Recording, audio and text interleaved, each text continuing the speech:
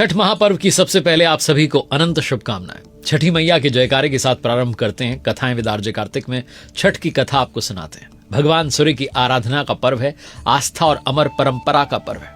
बहुत समय पहले एक राजा थे, प्रिव्रत उनका नाम था, उनकी रानी का नाम था मालिनी। राजा और रानी के पास में सब कुछ था, वैभव, संपत्ति, सम्मान, पर संतान नहीं थी। वो निसंतान थे। वर्ष पर वर्ष बीतते गए और हर दिन उनके हृदय में यही प्रार्थना रहती थी, हे भगवान हमें एक संतान का सुख दीजिए। पर ईश्वर मौन रहे। आखिरकार राजा रानी ने एक दिन महर्षि कश्यप को अपने राजमहल में आमंत्रित किया। महर्षि कश्यप ने कहा कि राजन, पुत्र प्राप्ति के लिए पुत्रेष्टि यज्ञ कीजिए और जो खीर यज्ञाहुति के रूप में निकले उसे रानी को अर्पित कीजिए। यज्ञ हुआ और उस पवित्र खीर को रानी मालिनी ने श्रद्धा से ग्रहण किया। कुछ ही समय में वो गर्भवती हो गई। राज्य में उत्सव छा गया क्योंकि एक उत्तराधिकारी आने वाला था। परंतु जब वो दिन आया, रानी ने जिस दिन पुत्र को जन्म दिया, वो पुत्र मृत था। पूरा राजमहल शोक में डूब गया। राजा अपने पुत्र के शव को लेकर शमशान पहुंचते हैं। आंखों में आंसू थे, दिल में पीड़ा थी। वो प्राण त्यागने वाले थे कि तभी आकाश से एक दिव्य प्रकाश उतरता है। वो थी देवसेना, भगवान ब्रह्मा की मानस पुत्री। उन्होंने कहा, राजन, मैं सृष्टि की मूल प्रवृत्ति के छठे अंश से उत्पन्न हुई हूं, इसलिए मुझे षष्ठी देवी कहा जाता है। मैं ही वो शक्ति हूं जो बालकों की रक्षा करती है, उन्हें जन्म देती है। आप मेरा पूजन कीजिए और लोगों को बताइए।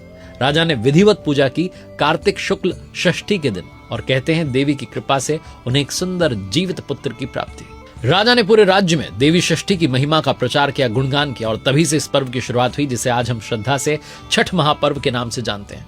सदियां बीत गईं पर परंपरा आज भी जीवंत है, क्योंकि छठ केवल एक व्रत नहीं है, मातृत्व, भक्ति और आस्था का उत्सव है। कहते हैं कि छठी मैया भगवान सूर्यदेव की बहन है और इस पर्व में भक्त जो है सूर्यदेव की उपासना करते हैं ताकि छठी मैया प्रसन्न हो। इसीलिए इसे सूर्य षष्ठी व्रत भी कहा जाता है। छठ की कथा रामायण से भी जुड़ी है। कहते हैं कि जब भगवान राम रावण का वध करके माता सीता और लक्ष्मण जी के साथ अयोध्या लौटे तो कार्तिक मास की शुक्ल षष्ठी को माता सीता जी ने षष्ठी देवी और सूर्यदेव की आराधना की थी। अगले दिन सप्तमी की सुबह उन्होंने पुनः सूर्योदय के समय जो सूर्यदेव को अर्घ्य दिया और उनसे आशीर्वाद लिया कि उनके राज्य में सदैव सुख और समृद्धि बनी रहे। महाभारत काल में भी इस पर्व का उल्लेख मिलता है। एक प्रसंग है जब सूर्यपुत्र कर्ण जो है, जिनके बारे में कहते हैं कि हर दिन वो घंटों तक कमर तक जल में खड़े होकर के सूर्यदेव को अर्घ्य देते थे।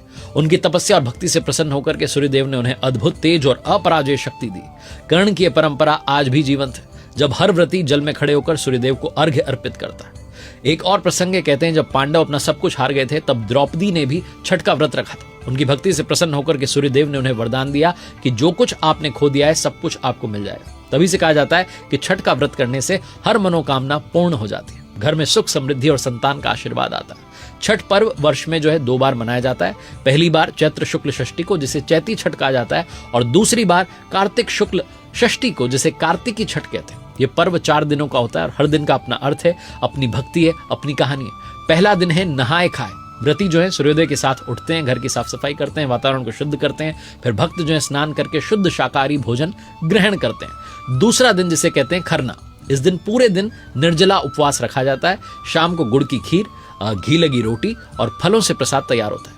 ये प्रसाद शुद्धता और आत्म संयम का प्रतीक होता है। तीसरा दिन जब आता है संध्या अर्घ्य का।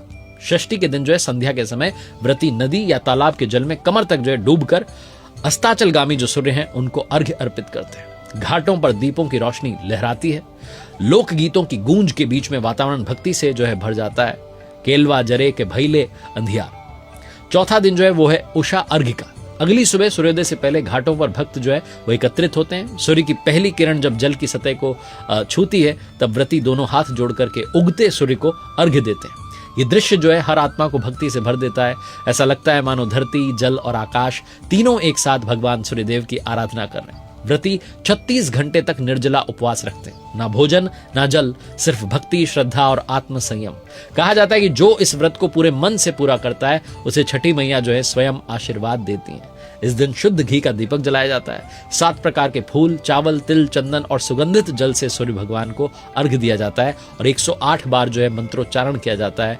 ओम घृणिम सूर्याय नमः, ओम सूर्याय नमः। और व्रत के अंत में जो है दान दिया जाता है। छठ महापर्व जो है केवल भगवान सूर्यदेव की आराधना का नहीं है, बल्कि प्रकृति, पवित्रता और मानवता का जो है आत्म संयम का जो है एक बहुत बड़ा उत्सव है। ये पर्व हमें सिखाता है कि अगर आपकी भक्ति सच्ची है तो असंभव भी संभव हो जाता है।